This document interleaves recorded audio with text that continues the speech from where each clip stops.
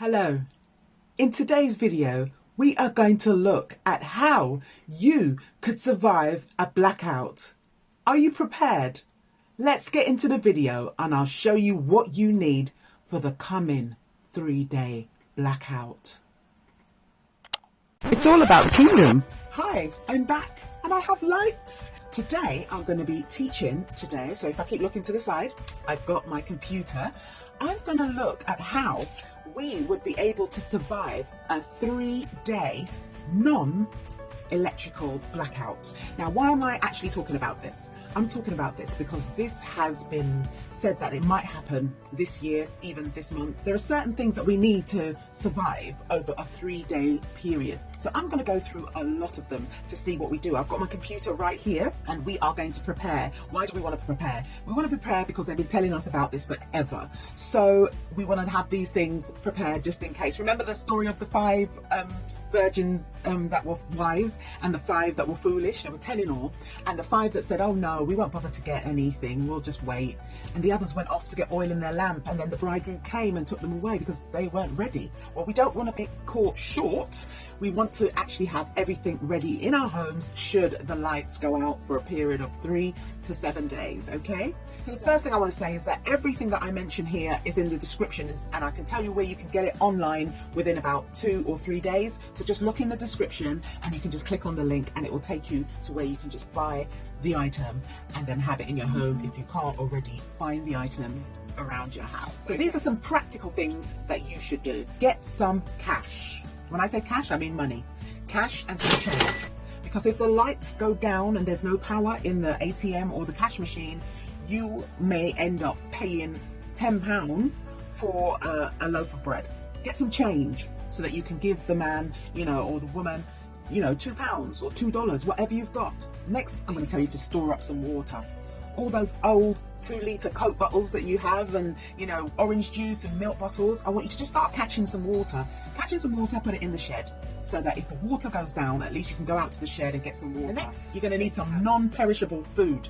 So I'm talking about canned foods, rice, beans, or even some saltfish. That would be a good thing for you to have, okay? So these are the things that you've got coming up now that you should consider buying. First of all, I want everybody to buy a carbon monoxide detector. And you're saying, why do I need one of those? Because you might be doing cooking inside, you might be doing barbecuing inside. I'm going to tell you about some butane gas in a minute, things that you can use to warm your house. And you don't want to have the fumes there without even knowing, because you might go to bed and you might be, breathing them in, and then, you won't be alive in the morning. So we don't want to end up in the morgue. So we are going to buy, the first thing we're going to buy is a carbon monoxide detector. That is, every house should have one. So if you haven't got one, then you should get one. The next thing, if you're going to warm your house, you need something like a Calor Gas, something that works with gas. There is a Calor Gas that we have used for years and years and years in our house, and a bottle of gas costs about £40 to £50 for some gas, and that's cheaper than paying your gas bill at £200 to £300. That gas will last you for about a month, so you might even need to get one anyway, even if there isn't a blackout, because it's a really good price to be heating your house up with. Also, you can get what is a little portable heater that works with butane gas. You just put them in one at a time and it will give you heat in your room. The next thing you can think about getting is a solar power box.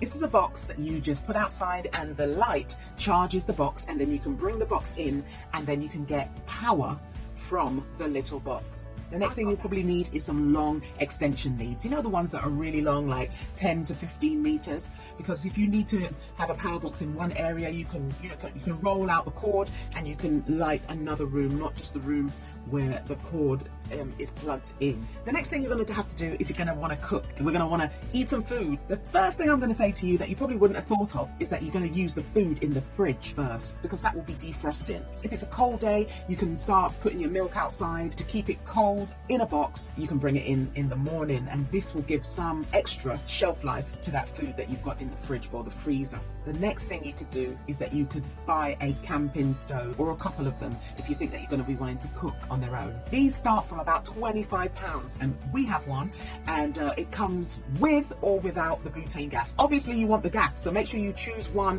with gas. The one I have listed for you below is under £30, and it comes with a whole load of gas, and you can have that, and you can keep that in your shed from now till kingdom come, because the gas never goes out of date. You just keep it there till you need it. The next thing you can do is get your barbecue ready, because if you've got a barbecue already, you can go outside and use the barbecue. But this time of the year, people aren't thinking about coal or anything like that, so order yourself some coal just in case. Obviously in the house, if you want to light the house, there are two things you can buy. You can buy candles and you can buy torches. We have some little torches that are around, £5 each.